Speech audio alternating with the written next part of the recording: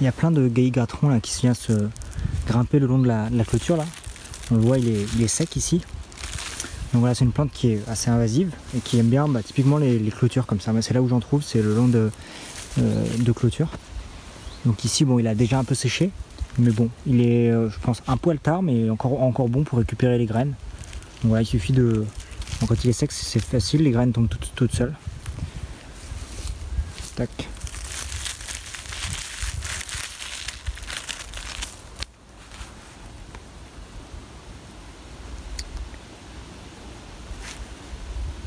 Bon, il faut en récolter beaucoup par contre. Mais bon. J'en ai beaucoup sur le terrain, donc c'est assez facile, mais bon, c'est quand même fastidieux, c'est un peu long de récupérer toutes les petites graines. Ensuite, on le torréfie donc à la poêle. Moi, je le fais revenir les petites graines dans une poêle bien chaude, en attendant que les graines caramélisent, en fait, grillent légèrement. Ça sent un peu le cramé, mais voilà, il faut bien attendre qu'elle change de couleur et qu'elle change d'odeur aussi. Donc maintenant, je vais moudre les grains. Donc pour ça, là, je vais utiliser un pilon, un mortier comme ça, là, parce que je vais en faire juste une petite quantité pour tester. Voilà, après, moi, j'utilise un moulin comme ça, un moulin à café standard, ce que j'utilise pour le café. Donc voilà, ça, on en retrouve d'occasion voilà, sur les brocantes ou sur Internet. Ça se trouve assez facilement parce que bon, tout le monde s'en débarrasse. Alors que c'est bien pratique, ça permet de moudre à la fois du café et puis éventuellement d'autres trucs comme pour faire de la farine, ça serait une alternative. C'est pas aussi bien pour la farine parce que c'est une meule métallique. Donc ça va pas. Alors on peut régler la mouture, mais ça fera pas de la farine aussi propre qu'avec une meule en pierre. Mais bon, ça peut être une alternative. Moi, ce que j'utilise pour moudre le café en grains que j'achète. Aujourd'hui, j'achète voilà, par sac de 1 kg. Donc voilà, moi je vais utiliser ce petit mortier pour en moudre. Donc je vais juste récupérer, tac, de quoi en faire une tasse. Donc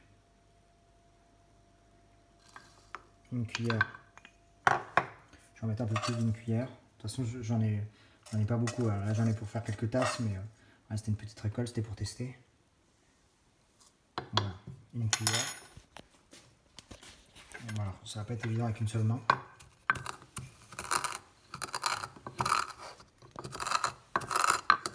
Voilà, j'ai transvasé dans une petite boîte juste pour les conserver, les petites graines.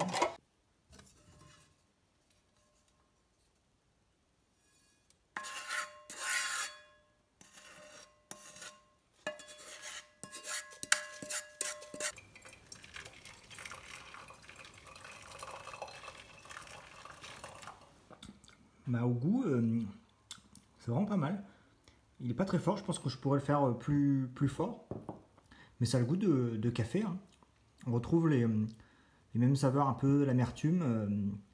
Peut-être simplement mettre plus pour qu'il soit plus fort. C'est la boisson parfaite pour un petit goûter. Donc voilà, par exemple avec du miel et puis du pain maison. Pourquoi? Parce que contrairement au café, il n'y a pas de caféine.